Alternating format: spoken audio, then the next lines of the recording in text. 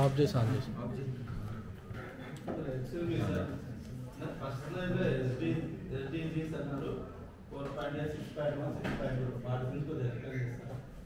ఇది మధ్యలో చెప్తాము.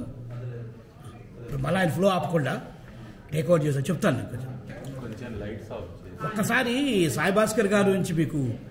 అంటే ఆయన సడన్గా స్పెషల్ దగ్గర రాకుండా ఆయన ఎందుకు ఇక్కడ ఆయన మోడరేట్గా పిలిచామంటే ఆయన యుఎన్డిపి, డిఎఫ్ఐడి ఇటువంటి సంస్థల్లో అంతర్జాతీయంగా పనిచేశారు. ఆయన దీని యాక్చువల్గా ఆయన ఇంటర్నేషనల్ లెవెల్లో పనిచేయడం కాకుండా ఎన్వైరన్మెంట్ మూవ్మెంట్ మీద పనిచేస్తున్నారు.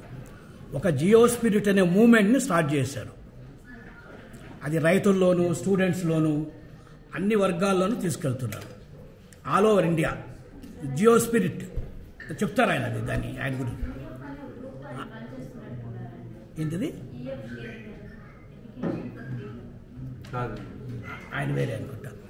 అలానే ఆయన ఇప్పుడు ఈయన ఎన్వైరన్మెంటల్ ఎక్స్పర్ట్. ఆయన ఆల్మోస్ట్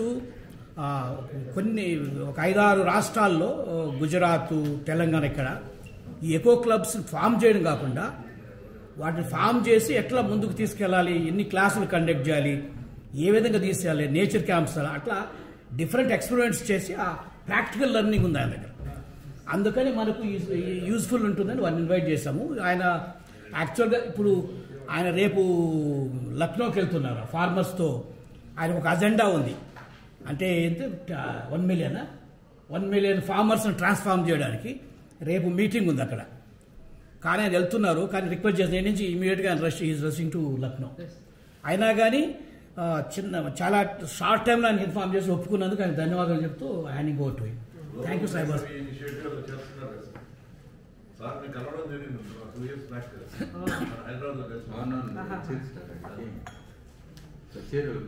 వర్క్షాప్ చేసుకున్నాం. Thank you sir for remembering me. So thank you NL Reddy garu. అందరికీ కూడా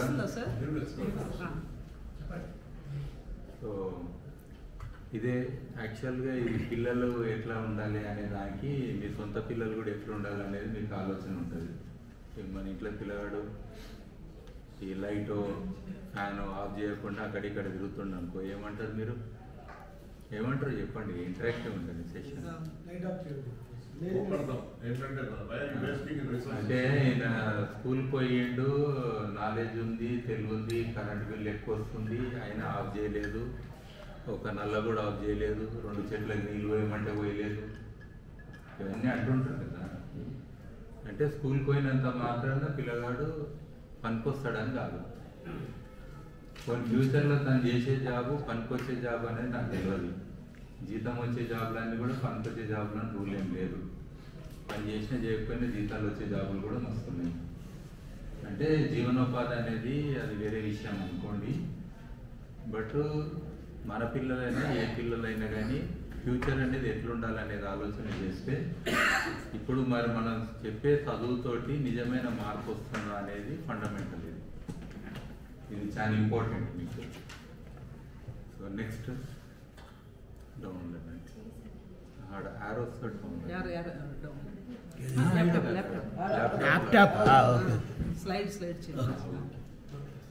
జనరల్గా ఈ పిల్లలు అనేది వీళ్ళందరూ కూడా గ్లోబల్ సిటిజన్స్ కదా. మీరేం రాసుకోండి, నేను పీపీటీ ఇచ్చేస్తా, కావాలంటే గ్రూప్ లో పెట్టేస్తాను. ఇంపార్టెంట్ పాయింట్స్ నోట్ చేసుకోండి. కానీ బట్ వీడియో కూడా రికార్డ్ చేస్తున్నాం, అది ఇచ్చేస్తాము. ఫ్రీగానండి, రిలాక్స్డ్ వినండి. సినిమా థియేటర్ పోతే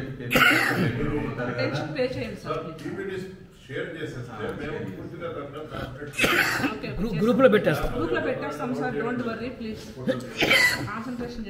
కొంచెం నాకు చెప్పేది ఎట్లా అంటే కొంచెం షెడ్డింగ్ చేసినట్టే ఉంటుంది, ఏదో మెసేజ్ చెప్పినట్టు ఏమి ఉండదు. ఉన్నట్టు చెప్పడానికి ట్రై చేస్తా సిచ్యువేషన్ ని. తెలంగాణ భాషలో కుల్ల చెప్తాను. ఏదో నాకున్న భాషలు చెప్తా. నేను తెలుగు చదవాలి కాబట్టి లోకల్గా ఏది మాట్లాడితే అది వచ్చింది. సో కాబట్టి సో సో ఇక్కడ ఏంటంటే ఐఐటీలో చదివాడు దానిలేండి అవన్నీ ఉండదు, ఇవాళ ఏం చేస్తున్నాం అనేది ఇంపార్టెంట్.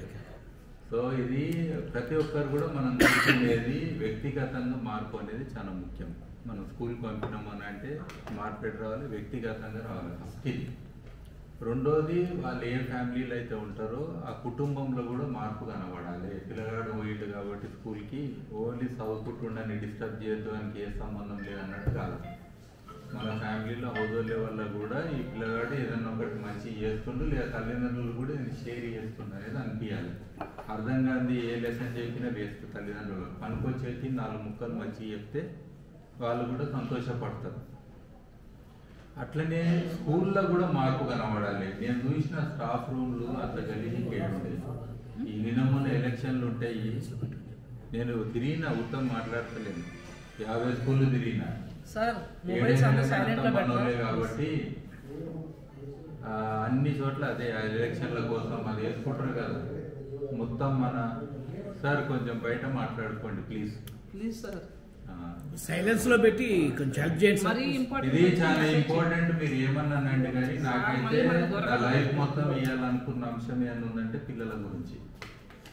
పిల్లలు అంటే ఓన్లీ సొంత పిల్లల కోసం లైఫ్ ఇస్తారు చాలా మంది తల్లిదండ్రులు. నేననేది పిల్లలు అంటే పిల్లలే, ఏ పిల్లలన్నా కానీ. దునియా ఈరోజు ఇట్లుందంటే మనం చక్కగా లేనందుకు ఇట్లుందనేది కూడా గుర్తుపెట్టుకోండి. మనం కూడా ఒకప్పుడు చక్కగా చెప్పుకుంటే మనకు మంచి బుద్ధులు అవన్నీ. దునియా ఈరోజు ఇంత ఇది ఉండకుండే. రోజు ఇంత మంచిగా అవుతుందో చెడ్డగా అవుతుందా? చెడ్డగా అవుతుంది కదా ప్రపంచం. అంటే యావరేజ్ ఆఫ్ వాట్ ఎవర్ మనకు నీతి బోధలు చదువు ఎడ్యుకేషన్ ఏదైతే చెప్పిర్రో అవి మంచి లేవని కూడా చెప్పవచ్చు. ఇప్పుడు రోడ్లు బాగాలేకపోతే ఇంజనీర్లు బాగాలేవని అనొచ్చు కదా, లేదా కరప్షన్ ఎక్కువ ఉందని అనొచ్చు కదా.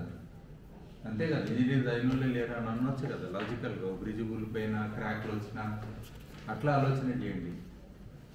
సో స్కూల్స్ అనేది చాలా ముఖ్యము. ఐ థింక్ స్కూల్ అంటే అదొకటి దేవాలయం ఎట్లా అంటామో అట్లా విద్యా ఆలయము. ఆలయం అంటే ఏంటిది? గుడే కదా. సో అంత పెద్ద పేరు పెట్టుకున్నాం విద్యా ఆలయం అని చెప్పి. అంటే విద్య కోసం కూడా మనం ఆర్జించుకుంటూ అడికి వెళ్ళి ఒక స్థానము. అది ఎంత పవిత్రంగా ఉండాలి. చెత్త చెదరము బాటిళ్ళు సీసాలు మీకు ఏం చెప్పాలి. ఒక టైం అయిపోయినాక అంత గలీజ్గా ఇంకేది ఉండదు. ఏమన్నా ఇంటి పక్కల చెత్త కూడా తెచ్చా కాంపౌండ్ వాళ్ళు ఒకటి పెట్టలు ఉన్నారు. అంటే ఈ మధ్యన గవర్నమెంట్లో ఫోకస్ చేసినవి కొంచెం బడ్జెట్ ఉంది కాబట్టి, జాగా ఉంది కాబట్టి ప్రైవేట్ స్కూళ్ళ కంటే గవర్నమెంట్ స్కూల్ ఇంప్రూవ్ అవుతుంది. ఉన్నమాట ఇది నేను అనేది చూసినా కాబట్టి చెప్తున్నా. బట్ అల్టిమేట్గా ఒక స్కూల్ ఉండి హయ్యెస్ట్ జీతాలు ఉన్నది ఏదన్నా ఒక వ్యవస్థ ఉంది గ్రామంలో అంటే ఏంటిది? స్కూల్ లేదు. సర్పంచ్ కూడా అంత జీతం వస్తుందా? చెప్పుకొని పెద్ద పొజిషన్ ఏమో కానీ టీచర్లకే కదా హయ్యెస్ట్ 1,00,000 జీతాలు కూడా వస్తాయేమో. మరి అలాంటి పెద్ద వ్యవస్థ ఉండి కూడా మరి గ్రామానికి స్కూల్కి ఏం సంబంధం? కమ్యూనిటీ లెవెల్ మార్పులు కూడా రావాలి కదా, ఏదో ఒకటి అనిపించాలి కదా. ఇది కనబడతలేదు. వీళ్ళకి ఏ సంబంధం లేదు అన్నట్టు ఉన్నారు. ఈవెన్ టీచర్లు ఏ పనులన్నా చేస్తారు కానీ గ్రామ అభివృద్ధి గురించి వీళ్ళ రోల్ కానీ పిల్లలని ఏ రకంగా ఇన్వాల్వ్ చేయొచ్చు అనే అంశాలు కానీ చాలా తక్కువగా ఉన్నాయి. అందుకే children as earth leaders bring change అనేది ఒక పాయింట్. అర్త్ లీడర్స్ అంటే వీళ్ళు పిల్లల్ని మనం తయారు చేసేది గ్రామంలో ఉండడానికైనా లేకపోతే ప్రపంచం మొత్తంలో ఎక్కడన్నా పోనీకైనా? మీ ఊర్లో వండించేది మీరే తిన్నికైనా లేకపోతే ఇంకెక్కడన్నా అమ్మనికైనా? అట్లేం లేదు మేడం. కోపిన్ బియ్యం తెచ్చుకొని మనం తింటాము, పీడిఎఫ్ బియ్యము. మన బియ్యం ఇంకెక్కడో ఎవరో తింటారు. అక్కడ ఉన్న రోషం ఇక్కడ లేదు, ఇక్కడ ఉన్న రోషం అక్కడ లేదు. అంత ఉల్టా పల్టా అవుతున్నది. మన నీళ్ళు మనం తాగింది లేదు. ఇయర్ రేపు ఏ నుంచి అన్న వాటర్ సప్లైలు వస్తాయి. మన తిండి మనం తినం. మన గాలి ఎట్లయినా మనకు కాదు, ప్రపంచం గాలి అంత ఒకటే కదా. అట్లనే మన పిల్లల్ని కూడా ఎక్స్పోర్ట్ చేయడానికి తయారు చేస్తున్నామని ఉన్నమాట చెప్తున్నా. ఆ ఎక్స్పోర్ట్ వ్యవస్థలో టీచర్లు కూడా భాగం అయిపోయారు. ఎందుకంటే ఊర్లో జీవనోపాధి చేసుకోనికి చదువు చెప్పేది ఉంటే వ్యవసాయం మీద చెప్తారు, లేదా 4 పశువులు ఎట్లా పెంచాలని చెప్తారు. ఎన్నడని చెప్తాం మళ్ళీ ఇస్తాను. వీడికేం చెల్లిపోవడమే సక్సెస్ అంటాం. మనం కూడా పాలు వింటాలి, ఏదో అమ్మాలో పాల ప్యాకెట్ తెచ్చుకోవాలి, తాగాలి అనేది ఒక సిస్టమ్ ఉంది కదా. అంటే ఈ వ్యవస్థ అనేది ఎక్స్పోర్ట్కి సరు సంబడి సంవేర్ అని అంటాం కదా. దానికోసం ఇలా నందియేనికి ఏ అమెరికాలో బతుకు అంటాం కదా దీవించి. ఇవాళ రాముడి గురించి మాట్లాడుకుంటున్నారు. రాముడిని అడవుల పాలు చేస్తే ఊహని తీసుకున్నాం. మన పిల్లల్ని ఏం చేస్తున్నావు? ఇంట్లో ఊర్లకేం లేకుండా అది అరణ్యం కాదు కాబట్టి జనారణ్యాలలో పంపుతున్నాం. అంతే 14 ఏళ్ళు బతుకు అని ఉన్న అవునా కాదా? జరాన్యం అంటే ఇంకా పెద్ద పెద్ద సిటీస్ అనే అరణ్యాలకు నువ్వు ఏడ బ్రతుకు అని చెప్పి ఇలా కొడుతున్నాము ఉంచుకుంటున్నామా? నిజంగా ఇవాళ చదివిన పిల్లలు తల్లిదండ్రులతో ఉంటాయంటే పక్కన వాళ్ళు ఏమంటున్నారని పంపిస్తారు పైసలు ఇచ్చాను. ఏ సిటీలో పోయి ఉండు, ఎక్కడన్నా ఉండు, ఏమాత్రం కనపడకు, ఏమన్నా చదువుకోవాలంటే డబుల్ పీజీలు కట్టు, ఇంకేమన్నా చదువు కట్టుకున్నాం మనం, అంటే ఉన్నమాట చెప్తున్నాం. సో కాబట్టి ఈ చేంజ్ అనేది చాలా ముఖ్యము. సరే ఏమన్నా అనుకోండి, కానీ ఈ పిల్లలు లోకల్ అనేది కాదు. ఇక వాళ్ళు ప్రపంచం మొత్తంలో 30 ఇళ్లలో కూడా వాళ్ళ జీవితాన్ని సార్థకం చేసుకుంటారు. అంటే పుట్టిన ఇంట్లో అయితే పెరగరు, ఆడనే చదవరు, జాబులు ఏనో చేస్తారు, 10 నౌకరీలు పోతాయి, అటు ఇటు ఈ ట్రాన్స్ఫర్ ఆ ట్రాన్స్ఫర్ అని కూడా కనీసం 10-20 ఇండ్లు కూడా చేంజ్ అవుతారు ఉన్నమాట. సొంత ఇల్లు అని పెద్ద ఫీల్ అవుతారు, కానీ ఎవరో రెండుకున్న వాళ్ళు ఎంజాయ్ చేస్తారు మీ డ్రీమ్ కళ ఇంట్లో ఉన్నమాట. అర్థమైంది కదా? మనకని ఏమి ఉండదు, ఆ ఊళ్ళో ఏమి ఉండవు మనం. సో ఇది పరిస్థితి ఇప్పుడు ఉన్నట్టు. సో కాబట్టి వీళ్ళు ప్రపంచంలో ఏడున్న మంచి చేస్తే ప్రపంచం మొత్తం మంచిగా ఉంటుందనే ఆలోచనతోటి, ఈ దృక్పథంతో పిల్లలని మనము ఎడ్యుకేట్ చేయాలి. గ్లోబల్ సిటిజన్స్గా ఎడ్యుకేట్ చేయాలి. నాగరికులు అంటే ఒక దేశం నాగరికులు గారు వీళ్ళు. ఆల్రెడీ వీళ్ళ ఆలోచనలే బార్డర్లు దాటినాయి. ఎవ్వరు కూడా లోకల్ అనేది లేరు, గుర్తుపెట్టుకోండి. ఇది నెక్స్ట్. సో ఈ సుస్థిరత కోసము మెయిన్ అన్నట్టు, ఇది స్లైడ్ ఎందుకు కనబడతలేదు సరిగా, బట్ ఉండండి, అది కళ్ళు ఉంది ఇక్కడ కనిపిస్తుంది, ఈ ఆపోజిట్ లో ఏం కనబడ్డా నాకు చదవనికి. ఆయన చదవాలి కదా, నేను ఉండండిలేండి, నేను ఇక్కడ చూసి చెప్తాను. నేను సర్లే ఇది ఒకటి నేను తర్వాత చెప్తే, ఇది ఎట్లయినా ఇంపార్టెంట్, కానీ నెక్స్ట్ దానికి వెళ్ళండి. అవి కూడా చిన్నవి ఉన్నాయండి, మీరు దాంట్లో చూడండి. Okay, no problem. ఇది ఇక్కడ ఒకటి గుర్తుపెట్టుకోండి, మీకు 2-3 బుక్లే ఉంటాయి ప్రపంచంలో. ఒకటేమో మనోళ్ళు కష్టపడి రాసి ఆ సిలబస్ అని ఒకటి పెట్టి ఒక బుక్ తయారు చేసి ఆ బ్యాగులలో వేసి ఇన్ని కిలోలు పట్టుకెళ్తేనే నువ్వు విద్య అర్హత అంటే విద్యను ఆర్జించినోడు వైపు చదివినోడు వైపు అని చెప్పి మోపించి చదివించడం, అదొకటి. అంతే కదా, బుక్కులు తెలిస్తేనే చదువుతున్నట్టు. ఇప్పుడు మీరు కూడా పెన్ను పేపర్ వాడితేనే చదువుతున్నట్టు, అంటే వింటున్నట్టు, స్టైల్ అన్నట్టు, అంతకంటే ఏం లేదు. రాసుకునేది మళ్ళీ ముడతాం, ఆయన దీన్ని పడేసిపోతుంది చాలా మంది. ఇదేం ఎగ్జామ్స్ కూడా కాదు కదా మనకు. సో అట్లా పిల్లలకు కూడా నేర్చేదంతా మరవనికి అనేది కూడా గుర్తుపెట్టుకోండి. నేర్చేది 100% మైండ్లో ఉంటుందంటే గ్యారెంటీ ఎవరన్నా చెప్పండి. స్టాండర్డ్ అని అంటాం కదా, 10th స్టాండర్డ్ కూడా మళ్ళీ ఎగ్జామ్ పెడితే మళ్ళీ పాస్ కావాలి. పాస్ అవుతాడా? ఒక 10 ఏళ్ళు అయినాక పాస్ కారు. అందుకే చాలా మంది టీచర్లు కూడా ఒకవేళ జాబ్ వచ్చింది అనుకోవాలి, ఒక ఎగ్జామ్ రాస్తే నాకు ఆ నోటిఫికేషన్లో అప్పుడు వచ్చిన జాబే ఖరారు చేయండి, మళ్ళీ నేను రాయాలి జీవితంలో. టీచర్లు వాటర్ ట్యాంక్ లేకుండా చూసినా, కేసు లేకుండా చూసిన రేపు నేను దుంకుతా. నేను ఒకసారి అనుకున్న, టీచర్లు వాటర్ ట్యాంక్ ఎక్కితే పిల్లలు ఫెయిల్ అయ్యారని దుంకుతురేమో అనుకున్నాను. వీళ్ళకి ఏదో ట్రాన్స్ఫర్ చేసినందుకో లేకపోతే ఇది ఉల్టా ఉన్నది ప్రపంచం. అందుకే నేను అనొద్దు, కానీ ఒకప్పుడు నేను టీచర్లని అనాలని కాదు, కానీ నేను కూడా టీచర్ని. మా ఇంట్లో కూడా స్కూల్ ఉండే, మా అక్క బావ కూడా టీచర్లే. నాకు చాలామంది మిత్రులు బంధువులు అందరు కూడా నాకు టీచర్లు ఉన్నారు. గురువులు అంటే నాకు హయ్యెస్ట్ రెస్పెక్ట్ ఉన్నది. ఎప్పుడు గురువుకి బ్యాంకు లోన్ ఇచ్చేది ఉందనుకో శిష్యునికి, అప్పుడు గురువు సంతకం పెట్టిండు అనుకో, ఆ రోజు నాకు గురువు మీద నమ్మకం ఉంటుంది, షూరిటీ సంతకం పెట్టి. ఎందుకంటే నువ్వు చెప్పిన చదువుకి వీడికి కనీసం మళ్ళా లోన్ తీరుతాడని నమ్మకం లేకపోతే, ఆ నమ్మకం ఎందుకంటే మహాభారత్లో గురువులను ఇంటికాడ కూర్చోబెట్లే, నువ్వు కూడా నడు యుద్ధానికి అన్నారు. ఏమో నేర్పినావు కదా, మస్తు నేర్పినాడు, నువ్వు కూడా బలం పట్టుకొని ఇయ్యి అన్నారు. పోతే నువ్వు అన్నారు లేదా? ఇయ్యాలి, రేపు ఏం రెస్పాన్సిబిలిటీ ఉంది? ఇప్పుడు ఎవరైనా జైలుకి పోతే గురువుల పేర్లు అందరినీ రాసిరు అనుకో, మీరు ఒప్పుకుంటారా? నేను చెప్పలే అంటారు. మరి ఫస్ట్ వస్తే నేనే చెప్పిన అంటారు. తప్పు చేసినప్పుడేమో నాకు సంబంధం లేదంటారు. మీరు చూస్తారుగా పోస్టర్లు, స్టేట్ ఫస్ట్ సెకండ్ వచ్చినప్పుడేమో అది మీద పేరు కూడా వేసుకుంటారు, పలానా స్కూలు, పలానా కాలేజు, నెంబర్ 1 వస్తాయి కదా టీవీలో. ఇంతకంటే గట్టిగా ఎలక్షన్ రిజల్ట్ కూడా అనౌన్స్మెంట్ ఉంటుంది పిల్లలకు మార్కులు వచ్చినప్పుడు, తెలుసు కదా. 90.9, 99%, 100%. ఈ వ్యవస్థలు ఉన్నంత ఇది డెవలప్మెంట్ అయితే ఇంకేడలేదని నేను చెప్తున్నాను. గురువు శిష్యులకైతే రిలేషన్ చాలా దూరం అయిపోయింది, మీకు నమ్ముతారో లేదో.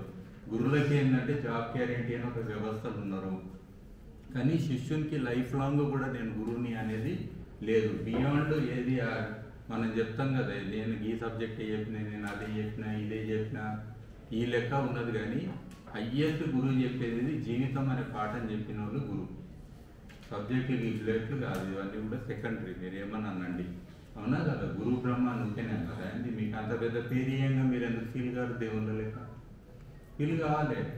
ఫీల్ అయ్యి మనం ఆ లెవెల్లో అటాచ్మెంట్ పెంచుకున్న రోజు డెఫినెట్గా ఆ గురు బ్రహ్మ అయితే కాళ్ళు మోకండి, కాళ్ళ మీద కడిగిన నీళ్ళు కూడా నెత్తి మీద పోసుకుంటారు పిల్లలు ఉన్నమాట. అట్లా అయితే లేదు. అసలు ఫెయిల్ ఎట్లయితారు పిల్లలు నాకు అర్థం కాదు. ఇప్పుడు బండి సర్వీస్ చేయడానికి నేను ఇచ్చిన, విజయవాడలో అయితే ఎక్కువ ఉన్నాయి కదా బండ్లు రిపేర్ చేసేది. అది నాకు రిపేర్ చేయకుండా నాకు వాపస్ ఇచ్చారు, బండి నడుస్తలేదు, నేను ఒప్పుకుంటున్నా. నా పిల్లల్ని నీ చేతిలో పెట్టినా, ఫెయిల్ ఏంటని నా చేతిలో ఎట్లా పెడతారు? అది పాస్ ఫెయిల్ అనేది ఎట్లుంటుంది నాకు అర్థం కాదు.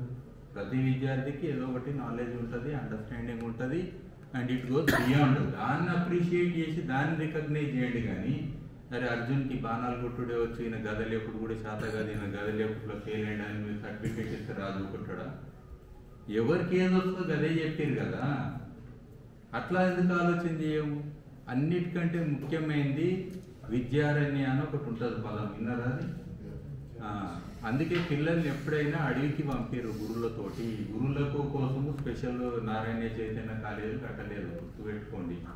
ఏ ప్యాలెస్ అయినా 4 రోజులు కట్టడానికి రాజు కష్టమైంది. ఓ బిల్డింగ్ కట్టవచ్చు కదా, కట్టెంలో కూర్చోబెట్టి గురువుని పట్టుకొచ్చి పుట్టక పిల్లలు పుట్టిరి ఏమన్నా అరుస్తే చచ్చిపోతారా అని కూడా అలా భయం అవుతుంది కదా. తెచ్చి మరి ఈయన ఎందుకు పెట్టలేదు? పెట్టిర్రు అట్లేమో, పెట్టి చదువు అన్ని ప్రొటెక్షన్లా విత్ సెక్యూరిటీ గార్డ్స్ అన్ని పెట్టారు. అట్లా ఏదో దూరం గురువు ఏడుంటే ఆడికి పంపిరు. గుర్తుపెట్టుకోండి, గురువుది హయ్యెస్ట్ వాల్యూ అది. నాకు కూడా 40-50 ఏళ్ళ క్రితం నేను స్టోరీస్ తిన్నాను. కొటాలలో ఉండి కూడా గురువు దగ్గర ఉండి జ్ఞానం తెచ్చుకున్న వాళ్ళు ఉన్నారు. కొటాలు అంటే తెలుసు కదా, మన పశువుల పాకలు ఉంటాయి కదా. ఎందుకంటే గురువు అంటే అంత ఇష్టంతో పిల్లలు అట్లా ఉన్నారు. గురువు యొక్క భార్యను తల్లిలాగా చూసుకుంటారు. గుర్తుపెట్టుకుంటాడు, తప్పేం కాదు. హయ్యెస్ట్ వాల్యూస్ ఉన్నాయి కదా. విద్యా అరణ్య అంటే అరణ్యం అనేది హయ్యెస్ట్ మీరు గుర్తుపెట్టుకోండి. ఏది లర్నింగ్కి, అక్కడ మీరు లీడర్షిప్ వాల్యూస్ అనండి, అన్ని విలువలు కూడా అన్ని నేర్చుకుంటారు. ప్రతి ఒక్క జీవితం కూడా నేర్చుకుంటారు. మీకు పంచతత్వరాలు ఇవన్నీ దేన్ని చేస్తారు? ఒక ఎనిమల్ మీద పెట్టే కదా నీతి బోధన చేస్తారు. జాత కట్టేది దేని మీద చేసారు? ఒక ఎనిమల్, పక్షి, చెట్టు దాని మీద పెట్టి చేస్తారు కదా. సో అంటే హయ్యెస్ట్ ఎడ్యుకేషన్ కూడా ఒరిజినల్గా మనకు అక్కడి నుంచి వచ్చిందనేది పాయింట్, అవునా కదా. మరి ఆ ఎక్స్పోజర్ మీరు ఇవ్వగలుగుతారు. ఈరోజు ఒక్కరోజైనా మీరు క్లాస్ రూమ్ వదిలేసి బయటికి వదలాలి 1 గంట అంటే కూడా టీచర్లు టెన్షన్ పడతారు. ఆ రూమ్లు వేయాలి కోలఫరమ్మా, కోడి బయట తిరిగితే మళ్ళీ ఏమైనా ప్రాబ్లం అవుతుందని కంటిన్యూస్ ఈ డబ్బాలకించి ఆ డబ్బా, ఆ డబ్బాలకించి ఆ డబ్బా, ఆ డబ్బాలకించి ఆ డబ్బా. ఒకరోజు ఫైనల్గా ఇంకో డబ్బాలో జాబ్ చేస్తారు, ఖతమవుతారు. డబ్బా అంటే 4 గోడలు, 4 గోడలలోనే విద్య ఇవ్వాలని ఎవరు చెప్పారు? ఇది ఎన్నట్లేదు వ్యవస్థ మనం తయారు చేసినాం. ఎందుకంటే మనం సేఫ్గా ఉండాలి, టీచర్లు సేఫ్గా ఉండాలి, మనకు మాట రావద్దు, రిస్క్ ఎందుకు తీసుకోవాలి, అన్ని కథలే. అంటే మనం అనుకోవడం, నేను మననే అంటే లేదు, టోటల్ సిస్టమ్ అట్లుంది. ఈ సిస్టమ్ అంతా కూడా ఇండస్ట్రియల్ రెవల్యూషన్ కోసం తయారు చేసిన సిస్టమ్. ఎడ్యుకేషన్ అనే వ్యవస్థ మనం కానే కాదు. ఒరిజినల్ వ్యవస్థ అంటే బిఫోర్ ఇండస్ట్రియల్ రెవల్యూషన్ మీరు వెళ్తే మనకు అర్థమవుతుంది మన విద్యా వ్యవస్థ ఎట్లుండి అనేది. అదంతా కథం చేసేసి ఈ ఇండస్ట్రియల్ దానికి ఎట్లా సప్లై సిస్టమ్ చేయాలనే దానికి చేసారు. సో ఇక్కడ ఎక్స్పోజర్ టు చిల్డ్రన్ టు అది డిఫరెంట్ ఎకో సిస్టమ్స్ కానీ ఎన్విరాన్మెంట్స్ కానీ ఇవన్నీ అయితే కదా, ఇది చాలా ముఖ్యమైన అంశం. సో దీంట్లో ఏమవుతుంది అంటే వాళ్ళకు ప్రతి అంశం కూడా నేర్చుకునే ఒక అవకాశం కలుగుతుంది వాళ్ళకు. సో ఇది అడవులు కానీ ఇప్పుడు చాలా మంది అంట గ్రీనరీ ఊరంతా ఉంటుంది. ఎన్నో దట్టమైన అరణ్యాలు ఉంటాయి, ఆ ఈక్వటోరియల్ ఫారెస్ట్ అంటాము, అది ఎవర్ గ్రీన్ ఫారెస్ట్ అంటాము. అట్లా మాన్సూన్ డ్రై డెసిడియస్ మీరు శ్రీశైలం పోతే మీరు చూస్తారు, మొత్తం పచ్చగా ఉంటుంది. ఆకురాలే టైంలో ఆకురాలు. ఇప్పుడు ఓల్డ్ ఎట్లుంటుంది, మంటలు కడప ఏరియాస్ పోతే మంటలు రాత్రి పూట అంటుకుంటుంటాయి. ఎందుకంటే ఇది అది ఒక ఎకో సిస్టము. దాన్ని పక్కన పెట్టి మేము నదులలో కూడా చెట్లు పెంచుతామని కొత్త థీరీస్ చేస్తారు. నది అంటే అది ఫ్లడ్ రావాలి, ఫ్లడ్ వస్తేనే ఇసుక ఉంటుంది, ఇసుక ఉంటేనే దాని ఒక నేచర్ ఉంటుంది. ఆడడం చెట్లు పెడితే ఇంకో దిక్కుపోతుందా? ఫ్లడ్డింగ్ ఉల్టా అవుతుంది కదా. సో ఇట్లా చిన్న కామన్ కాన్షియస్నెస్ కూడా మనకు పోతలేదు. ఎప్పుడు ఆ పచ్చదనం గ్రీన్ స్కూల్ పదం కూడా అట్లే వాడతాం. వేసుకోండి మరి గ్రీన్ కలర్ బట్టలు కూడా చూద్దాం. అది వేసుకోకపోతే ఎక్సెప్ట్ హాస్పిటల్లో నయ్యం గ్రీన్ వేసుకొని తిరుగుతుంది. అంటే అలా మొత్తం బట్టలు గ్రీనే ఉంటాయి, కర్టన్లు కూడా గ్రీనే ఉంటాయి. సో అట్లా. సో తర్వాత ఇది కొన్ని కాన్సెప్ట్స్ ఉన్నాయి, మనం అట్లీస్ట్ ఉన్నదాన్ని రెస్పెక్ట్ చేయాలని చేసుకోం మనం ఉంటుంది. మనము ఉన్న చెట్లను కానీ అది ఏదైతే ఉందో దాన్ని హయ్యెస్ట్, మీకు కూడా మీ ఊరికి పోతే చిన్నప్పుడు పలానా చింత చెట్టు కింద ఆడుకున్న ఆ మామిడి చెట్టు ఎక్కినా అని ఒకటి మీకు అనిపిస్తుంది. ఇవాళ చెట్టు ఉందంటే లేదు, లేకపోతే ఊరికి పోయినా మీకు ఆ ఫీలింగ్ రాదు. ఎందుకంటే ఇల్లు ఎట్లయినా చేంజ్ అవుతుంటాయి ఇవాళ రేపు ఊర్లల్లో. ఎట్లీస్ట్ చెట్టు అయితే దానికి ఒక జ్ఞాపకం ఉంటుంది కదా, దానికి కూడా ఉంటుంది చెట్టుకి మన జ్ఞాపకం. మీరు స్కూల్కి పోతే అందుకే చెట్లే పట్టుకుంటారు, సార్లు ఉంటారు, బెంచీలు ఉంటాయి, స్కూల్ మొత్తం చేంజ్ అవుతుంది, కానీ చెట్టు కనబడుతుంది ఒకటి. అందరు కనెక్ట్ అయ్యే స్కూళ్ళల్లో పాత చెట్లకే గుర్తుపెట్టుకోండి, హయ్యెస్ట్ కనెక్ట్ అయ్యేది. అందరు ట్రాన్స్ఫర్ అవుతారు కదా, ఏముంది ప్రిన్సిపల్ టీచర్లు అందరూ పోతారు. సో కాబట్టి ఇది మనం అట్లీస్ట్ ఉన్న చెట్లను స్కూళ్ళల్లో ఉన్నదాన్ని కూడా మదర్ ట్రీ అనేది ఒక కాన్సెప్ట్, ఇది నేను చెప్తా అది ఎక్కడెక్కడ అయిందనేది కూడా. సో ఇది మీరు చేయవచ్చు. అట్లనే అర్త్ సెంటర్స్ ఇన్ స్కూల్స్ అనేది, సెంటర్ అని అంటే ఏంటంటే చూడు నువ్వు ప్రపంచం మొత్తం వెళ్ళినా ఎక్కడ పోయినా పాతదే పెట్టండి. మీరు ఎక్కడ వెళ్ళినా కానీ ఇదే భూమి మీద ఉన్నారనేది పాయింట్. మీరు ఏడ నిలబడితే అదే సెంటర్, దీన్ని డిస్రెస్పెక్ట్ చేయాల్సిన అవసరం లేని కాన్షియస్నెస్ రావాలి. నువ్వు ముద్దాడికి ఎయిర్పోర్ట్ వచ్చి ఆ డాంబర్ని ముద్దాడితేనే నా దేశం వచ్చినా నా జన్మభూమి వచ్చిన అనే ఫీలింగ్ వద్దు.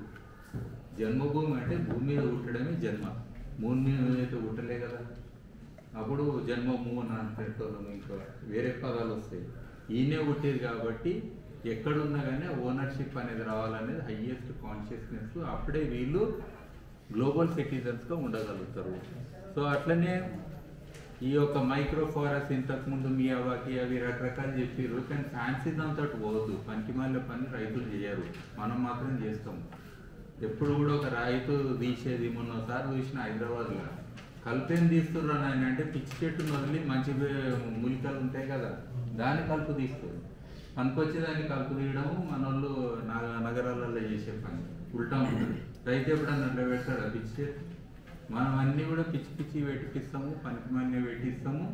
పనికి మళ్ళీ పని ఎవరైనా చేస్తారంటే నిజంగా నగరాలలో ఉన్న వాళ్ళే చేస్తారు అనేది కూడా నేను ప్రూవ్ చేయగలుగుతాను. మీరు చూడండి, రోడ్ల పక్కన పెట్టి నేను తిన్నికే పనికి వస్తుంది, నా కోతికి రాదు, మనిషికి రాదు, అసలు ఆహార భద్రతలు జీరో.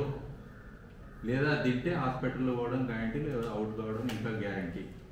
గన్నేరు చెట్లు ఎందుకు పెడతారు? పాల్గారెడ్డి మొక్కల్లో అసలు పక్షులు మోనోకార్పస్ అంటే మీరు వేరే దేశాలు కూడా తెచ్చిపెట్టారు. సో ఐ థింక్ ఇవన్నీ కూడా మనం మాట్లాడదాం. ఇప్పుడు ఎట్లాంటి టైం ఉన్నది, నేను మీతోటి మొత్తం ఉండి ఈ యొక్క ఆలోచన చేయండి. ఎందుకంటే మీ ఇంట్లో మార్పు వస్తుంది ముందు. నేను చెప్తున్నాను, టీచర్లుగా మీ ఇంట్లో కూడా చేంజ్ మీరు మొదలైతే స్కూల్లో చేంజ్ అవుతుంది. ఆటోమేటిక్గా పిల్లలకు కూడా మీరు వేరేది 100% చెప్తారు. ఇది climate and disaster resilient infrastructure, ఇది చాలా ముఖ్యమైన అంశం. Next slide.